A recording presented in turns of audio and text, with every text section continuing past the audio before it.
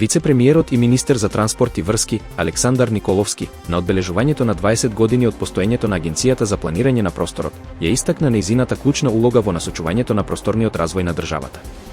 Тој нагласи дека се изработува нов просторен план, стратешки документ што ќе обезбеди планиран и предвидлив развој. Николовски посочи дека Македонија, како крстосница на важни европски коридори, треба да ја искористи својата позиција преку развој на транспортната и енергетската инфраструктура, интерконектори и логистички центри, со силна институционална соработка за долгорочен бенефит на општеството. Државната комисија за спречување на корупцијата информира дека сите градоначалници избрани на локалните избори 2025 имаат законска обврска во рок од 30 дена да поднесат изјава за имотна состојба и интереси, како и по завршување на мандатот.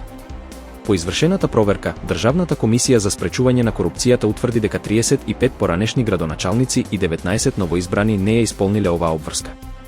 За нив ќе бидат покренати законски постапки со прекршочни платни налози, а комисијата најави дека и понатаму ќе ја следи состојбата и ќе врши дополнителни проверки. Министерството за животна средина и просторно планирање информира дека е пуштен во употреба новиот веб портал за квалитет на воздухот.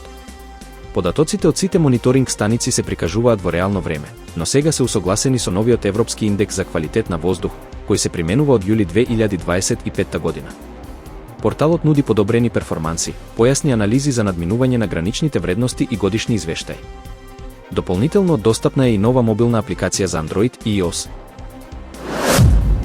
Во Србија изби паника меѓу граѓаните, кои масовно купуваат евра и повлекуваат пари, поради страв од проширување на американските санкции кон низ и можни последици врз банките. Иако Народната банка и експертите уверуваат дека финансискиот систем е стабилен, менувачниците пријавуваат недостиг на готови евра. Стравот е дополнително засилен од изјавите на претседателот Вучик, минималниот пат на динарот и колективната меморија од кризите во 90-тите. Дел од аналитичарите сметаат дека паниката е политички поттикната за Вучик подоцна да се прикаже како спасител. Во бугарскиот парламент денеска избувна физички инцидент меѓу двајца пратеници, по жестока вербална расправија што прерасна во тепачка со удари со нозе и раце. Судирот се случи во пленарната сала и ја прекина седницата, пошто претседателката на парламентот прогласи пауза. Во моментот на инцидентот говореше министерот за енергетика, кој го прекина обраќањето. Настанот предизвика силни реакции во јавноста и отвори дебата за политичката култура во Бугарија. Илјадници граѓани излегоа на протести во 9 градови низ Словачка против законските измени на владата на премиерот Роберт Фицо, кои, според опозицијата, го поткопуваат владењето на правото. Протестите ги иницираше партијата Прогресивна Словачка, откако парламентот изгласа укинување на канцеларијата за заштита на свиркачите и ограничување на користењето клучни докази во судските постапки. Демонстрантите бараат оставка од Фицо и вето од претседателот Пелегрини, предупредувајќи дека земјата се оддалечува од европските вредности. Белгија одлучи да ги замрзне платите на федералните пратеници во следните 4 години, како дел од мерките за штедење и намалување на буџетскиот дефицит. Одлуката, донесена од претседателскиот совет на парламентот, ги опфаќа и работничките бенефиции. Пратениците земаат околу 9.000 евра месечно плюс 2.600 евра додатоци, а слично ограничување веќе важи и за министрите. Мерката е дел од поширок план за кратење на 10 милиарди евра трошоци, додека земјата се соочува со рекорден дефицит и социјални протести. Председателката на Европската комисија, Урсула фон дер Лајен, порача дека поддршката за Украина е клучна за европската безбедност и дека замрзнатите руски средства во Европската унија можат да станат вистински пресврт за Киев и за Европа. Таа најави дека средствата ќе останат замрзнати додека Русија не ја прекине војната и не ја обештети Украина, а Европската унија разгледува и дополнително задолжување за да ги покрие огромните финансиски потреби на Украина. Фон дер Лајен истакна дека Европа мора да биде посамостојна, побрза и одговорна за сопствената безбедност во свет кој станува спонестабилен. Тензиите меѓу САД и Венецуела нагло се зголемија откако претседателот Доналд Трамп најави целосна блокада на санкционираните танкери што пловат до и од венецуелските води, директно удирајќи по извозот на нафта. Вашингтон ја оправдува мерката со обвинување за тероризам и криминал, додека Каракас ја нарекува незаконска и колонијалистичка, обвинувајќи ги САД за обид да ги преземат венецуелските ресурси. Ескалацијата веќе влијаеше врз цените на нафтата и го зголеми ризикот од инциденти на море.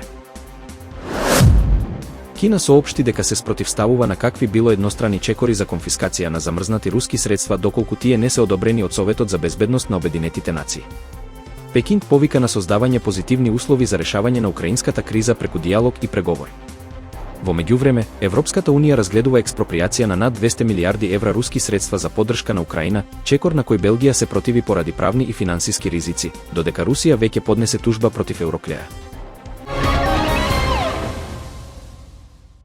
Некогаш незаменлив дел од селскиот живот, денес магарето во Македонија станува реткост. Прашањето што се почесто се поставува е едноставно: каде исчезнаа макарињата и зошто никој не одговара за тоа? Во селото Велестово над Охрид магарето со децени било дел од секојдневието, но и од туризмот.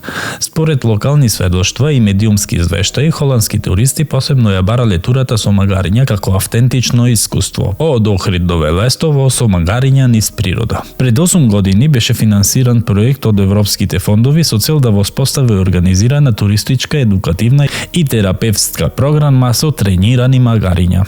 Проектот беше промовиран како пример за одржлив рурален туризам и зачувување на автохтоните животни.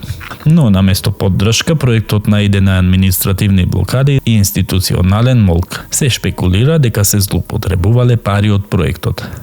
Според официјални податоци, бројот на магариња, само магариња во Македонија од Државниот завод за статистика во 2018 година имало 897 магариња, од кои 543 машки и 354 женски. Но во меѓувреме во јавноста почнаа да кружат информации дека тој број е драстично намален заради интензивен откуп на магариња од македонскиот пазар поради растечката побарувачка на магарешко млеко и магарешко сирење, кои се меѓу најскапите производи во светот. Во регионалните медиуми се спомнува и производство на магарешко сирење во Србија, поврзано со бизнис партнери блиски до светски познати личности, меѓу кои се појавува и името на Новак Ѓоковиќ, но без официјални докази дека магарињата се извезувале од Македонија. Темата е дотолку повеќе сензационалистичка, ако се точни информациите дека 1 литар магарешко млеко чини над 30 евра, а килограм магарешко сирење достигнува до цена и од 1000 евра па и нагоре. Земјоделските и туристичките експерти предупредуваат дека исчезнувањето на магарињата е резултат на системска негрижа,